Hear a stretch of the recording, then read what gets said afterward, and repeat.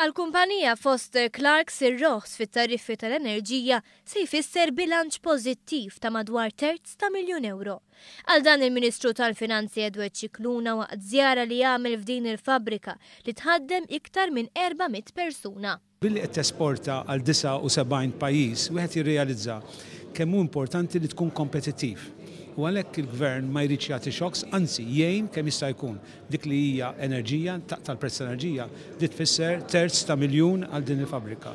Iżda l-kumpanija u l-ħaddiema tagħha mhux se jgawdu biss mir-roħs fil-kontijiet tal-enerġija.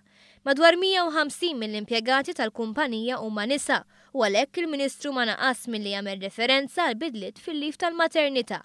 Bidliet li fisser kif se jagħmlu s-sistema waħda iktar ġusta u li tħalli iktar flus fil-but. ċerti ħaddiema se jgawdu wkoll mill-bidliet ta' rata fit-taxxa ta' dħul li minn 29% niżlet għal 25%.